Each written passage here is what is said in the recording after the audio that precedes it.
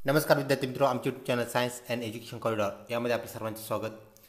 4 मार्च 2024 रोजी BEdची जी आपली CET झालेली आहे विद्यार्थी मित्रों, ती म्हणजेच सकाळ, दुपार व सायंकाळ सत्र तिन्ही सत्रात जे प्रश्न आलेले आहेत ते आपण या व्हिडिओमध्ये पाहणार आहोत। विद्यार्थी मित्रों, ज्यांचे पेपर्स बाकी आहेत त्यांच्यासाठी हा अत्यंत महत्त्वाचा व्हिडिओ आहे। तसेच विद्यार्थी मित्रों, याचा उपयोग आपल्या पुढील वर्षीच्या विद्यार्थी बंधू भगिनींसाठी सुद्धा होणार आहे। तर चला पाहूया 4 मार्च रोजी विचारण्यात आलेले सकाळ, दुपार व सायंकाळ सत्र यातील प्रश्न। विद्यार्थी मित्रों, आपण अजूनही जर आमच्या चॅनलवरती नवीन असाल तर कृपया चॅनलला सबस्क्राईब करा। तसेच व्हिडिओ आवडल्यास नक्कीच मित्रपरिवारामध्ये शेअर करा। विद्यार्थी मित्रों, आजच्या तिन्ही सत्रातील परीक्षेचा जो स्तर आहे तो आपल्याला सोपा ते मध्यम अशा प्रकारचा पाहायला मिळाला। तसेच तिन्ही सत्रात आपल्याला नॉर्मलायझेशन पाहावयास मिळाले, म्हणजेच सर्व सत्रातील सकाळ सत्र, दुपार सत्र व सायंकाळ सत्र यातील जे प्रश्न आहेत विद्यार्थी मित्रों सारख्या लेवलचे असलेले आपल्याला पाहायला मिळाले, म्हणजेच नॉर्मलायझेशन आपल्याला तंतोतंत पाहायला मिळालं। विद्यार्थी मित्रों, उर्वरित जे राहिलेले सत्र आहेत म्हणजेच 5 तारखेचे व 6 तारखेचे सत्र यामध्ये पण नॉर्मलायझेशन आपल्याला पाहायला मिळणार आहे। त्यामुळे विद्यार्थी मित्रों, प्रश्नाचा जो स्तर आहे तो हाच राहील, ही गोष्ट आपण लक्षात घ्या। तर चला पाहूया आज विचारलेले जे प्रश्न आहेत कशा प्रकारे प्रश्न विचारण्यात आले होते। तर सारिस्का राष्ट्रीय उद्यान कोठे आहे? तर विद्यार्थी मित्रों, अलवार जिल्ह्यामध्ये राजस्थानमध्ये आपल्याला सारिस्का हे वाघासाठी प्रसिद्ध असलेलं अभयारण्य पाहायला मिळतं। पुढचा प्रश्न विद्यार्थी मित्रों, समुद्राची खोली कोणत्या एककात मोजतात? आपण प्रॅक्टिसमध्ये हा प्रश्न घेतलेला आहे विद्यार्थी मित्रों। तर फॅदम या एककामध्ये, या युनिटमध्ये आपण समुद्राची खोली मोजत असतो। पुढचा प्रश्न, विंग्स ऑफ फायर म्हणजेच अग्निपंख हे पुस्तक कोणी लिहिले? तर विद्यार्थी मित्रों, डॉक्टर APJ अब्दुल कलाम हे या पुस्तकाचे लेखक होय। हे त्यांचं आत्मवृत्त आहे, हे आपणास माहीत आहे। पुढचा प्रश्न विद्यार्थी मित्रों, मानवी शरीरात किती गुणसूत्रे असतात? तर 46। हाही प्रश्न आपण ऑलरेडी घेतलेला आहे, प्रॅक्टिस पेपरमध्ये आपण तो घेतलेला आहे। विद्यार्थी मित्रों, पुढचा प्रश्न, 9 ते 14 वयोगटातील मुलींना कर्करोगाची कोणती लस देण्यात येते? तर विद्यार्थी मित्रों, HPV नावाची लस किशोरवयीन मुलीला 9 ते 14 वयोगटातील मुलींना देण्यात येते। त्यानंतर पुढचा प्रश्न जो विचारण्यात आला होता, 2023 या वर्षात सर्वाधिक धावा करणारा भारतीय खेळाडू कोण होता? कोणता? म्हणजेच विद्यार्थी मित्रों, विराट कोहली हे त्याचं करेक्ट उत्तर होय। स्वतंत्र भारताचे पहिले कायदामंत्री कोण? असाही प्रश्न विचारण्यात आला होता। तर विद्यार्थी मित्रों, डॉक्टर बाबासाहेब आंबेडकर हे स्वतंत्र भारताचे पहिले कायदामंत्री होय। पुढचा प्रश्न साहित्य या घटकातून आलेला, तो म्हणजेच कुसुमाग्रज कोणास म्हणतात? तर विद्यार्थी मित्रों, WV शिवारकर यांना कुसुमाग्रज या नावाने ओळखले जाते।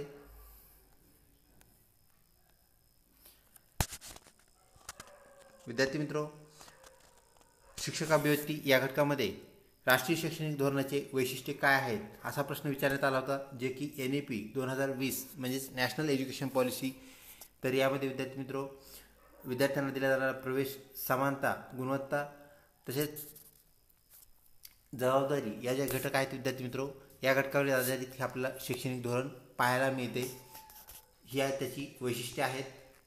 त्यानंतर पुढचा प्रश्न, फुल फॉर्म या घटकातून जो ऑलरेडी आपण घेतलेला होता, ATMचा फुल फॉर्म काय आहे? Automated teller machine is the full form for ATM। राष्ट्रध्वजावरील हिरवा रंग कशाचे प्रतीक आहे? तर विद्यार्थी मित्रों, ते समृद्धीचे प्रतीक आहे। तसेच केशरी रंग हे त्यागाचे व शौर्याचे प्रतीक आहे। तर पांढरा रंग विद्यार्थी मित्रों शांततेचे प्रतीक। या अनुषंगाने आपण ह्याही गोष्टी लक्षात ठेवाव्यात, जेणेकरून नॉर्मलायझेशनमध्ये आपल्याला तशा प्रकारचा प्रश्न उद्या आणि परवा ह्या 2 पेपरमध्ये त्या विद्यार्थ्यांना येऊ शकतो। विद्यार्थी मित्रों, शिक्षक अभिव्यक्ती या घटकाअंतर्गत परत एक प्रश्न विचारायला आपल्याला पाहायला मिळतो, तो म्हणजेच सामाजिक बांधिलकी निर्माण करण्यासाठी शिक्षकांनी विद्यार्थ्यांमध्ये कोणता गुण विकसित करावा? त्याचे पर्याय उपलब्ध होऊ शकले नाही। त्यानंतर विद्यार्थी मित्रों, संतोष करंडक कोणत्या खेळाशी निगडीत आहे? तर विद्यार्थी मित्रों, फुटबॉल या खेळाशी संतोष करंडक निगडीत आहे। पुढचा प्रश्न, भारतात कोळशाच्या खाणी कोणत्या राज्यात आहेत? तर विद्यार्थी मित्रों, झारखंड दिलेल्या पर्यायापैकी करेक्ट उत्तर होतं। तर झारखंडला आपण the coal of coal heart of India असं म्हणतो. म्हणजेच जास्तीत जास्त खाणी या राज्यामध्ये आपल्याला उपलब्ध असलेल्या पाहायला मिळतात, सापडतात. व्हिडिओ आवडत असल्यास नक्कीच लाईक करा, तसेच मित्रपरिवारामध्ये शेअर करण्यास बिलकुल विसरू नका. विद्यार्थी मित्रो, ICC वर्ल्ड कप 2023 कोणत्या देशाने जिंकला? तर ऑस्ट्रेलिया या देशाने हा वर्ल्ड कप जिंकला. हाही महत्त्वाच्या प्रश्नामध्ये आपण घेतलेला प्रश्न आहे. त्यानंतर ज्ञानपीठ पुरस्कार कोणत्या क्षेत्राशी निगडीत आहे? तर साहित्य या क्षेत्राशी निगडीत असणारा हाही प्रश्न आपण घेतलेला आहे विद्यार्थी मित्रो. तसेच CBIचा फुल फॉर्म काय आहे असा प्रश्न विचारण्यात आला होता. तर सेंट्रल ब्युरो ऑफ इन्व्हेस्टिगेशन. विद्यार्थी मित्रो, राहिलेले जे विद्यार्थी आहेत त्यांनी CID याचाही फुल फॉर्म लक्षात घ्यावा. नॉर्मलायझेशनमध्ये आपल्याला तो विचारण्याची शक्यता आपल्याला नाकारता येत नाही. पुढचा प्रश्न, विद्यार्थी गळती प्रमाण जास्तीत जास्त कोणत्या स्तरावर असते? तर विद्यार्थी मित्रो, प्राथमिक शाळेमध्ये विद्यार्थी गळण्याची जी स्तर आहे तो आपल्याला जास्त पाहायला मिळतो. त्यानंतर पुढचा प्रश्न, माझी जन्मठेप हे पुस्तक कोणी लिहिले? तर विद्यार्थी मित्रो, विदा सावरकर, विनायक दामोदर सावरकर यांनी हे पुस्तक लिहिलेलं आहे. पुढचा प्रश्न, निवडणूक आयुक्तांची निवड कोण करतो? हाही प्रश्न विद्यार्थी मित्रो आपण प्रॅक्टिस पेपरमध्ये घेतलेला आहे. राष्ट्रपती हे निवडणूक आयुक्तांची निवड करत असतात. उठा, जागे व्हा व ध्येय मिळेपर्यंत थांबू नका असे कोणी म्हटले? म्हणजे हे कोणाचं कोटेशन आहे? तर विद्यार्थी मित्रो, स्वामी विवेकानंदांचं हे कोटेशन आहे. ही बाब आपण लक्षात घ्या, हे त्याचं करेक्ट उत्तर होतं. पुढचा प्रश्न, लक्षद्वीप बेटे कोणत्या समुद्रात आहेत? विद्यार्थी मित्रो, ते अरबी समुद्रात आपल्याला पाहायला मिळतात. पुढचा प्रश्न, सिंधू संस्कृतीमधील लोकांचा मुख्य व्यवसाय कोणता? तर विद्यार्थी मित्रो, सिंधू संस्कृतीतील लोकांचा मुख्य व्यवसाय कोणता असा हा प्रश्न. तर विद्यार्थी मित्रो, याचं उत्तर शेती हा आहे.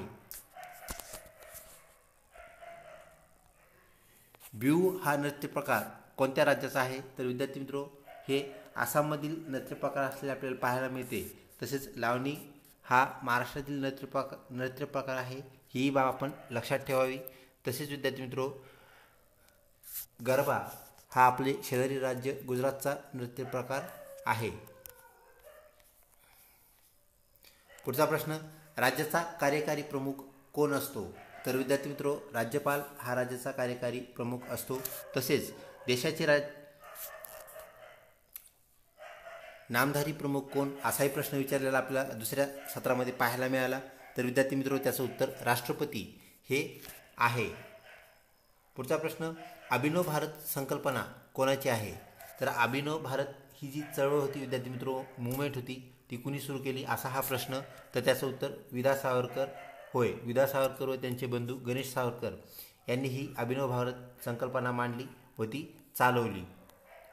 पुढचा प्रश्न विद्यार्थी मित्रो, जो की बुद्धिमत्ता या घटकातील आहे. 5 मांजरी 5 उंदीर 5 मिनिटात खातात, तर 2 मांजरी 2 उंदीर किती मिनिटात खातील? विद्यार्थी मित्रो, याचं उत्तर 2 मिनिट असं येतं. सेम असाच प्रश्न आपण आपल्या प्रॅक्टिसमध्ये पण घेतलेला होता. पुढचा प्रश्न, निपुण भारत संकल्पना कशाशी निगडीत आहे? तर विद्यार्थी मित्रो, निपुण भारत ही जी संकल्पना आहे तर कौशल्य विकासाशी ती निगडीत आहे. कौशल्य विकास हे उत्तर होय. पुढचा प्रश्न, भारतीय राज्यघटनेच्या मुख्य घटकाचे हस्तलेखन कोणी केले? हाही प्रश्न विद्यार्थी मित्रो आपल्याला राज्यशास्त्र या घटकातून आलेला पाहायला मिळतो. अशाही प्रश्नाची आपण तयारी करायची आहे. त्यानंतर पुढचा प्रश्न विद्यार्थी मित्रो, भारतातील कोणत्या शहरास सिलिकॉन व्हॅली असे म्हणतात? तर विद्यार्थी मित्रो, बँगलोर या शहरास, बँगलोर सिटीला आपण भारताची सिलिकॉन व्हॅली असं म्हणत असतो. तसेच कॉम्प्युटर हब असेही म्हणतो. ही बाब आपण लक्षात ठेवावी. पुढचा प्रश्न, भारतातील कोणत्या ठिकाणी सूर्यकिरणं कधीही उभी पडणार नाहीत? तर विद्यार्थी मित्रो, जम्मू व काश्मीर या 2 घटकामध्ये आपल्याला कधी सूर्यकिरणं उभी पडलेली पाहायला मिळणार नाहीत. पुढचा प्रश्न, पंडित दीनदयाळ पेट्रोलियम युनिव्हर्सिटी कोठे स्थित आहे? तर विद्यार्थी मित्रो, गुजरातमधील गांधीनगर येथे ही युनिव्हर्सिटी स्थित असलेली आपल्याला पाहायला मिळते. ग्रँड स्लॅम ही संज्ञा कोणत्या खेळाशी निगडीत आहे? तर विद्यार्थी मित्रो, ती टेनिस या खेळाशी निगडीत असलेली संज्ञा आपल्याला पाहायला मिळते. पुढचा प्रश्न विद्यार्थी मित्रो, टिपू सुलतानच्या राजधानीचे शहर कोणते होते?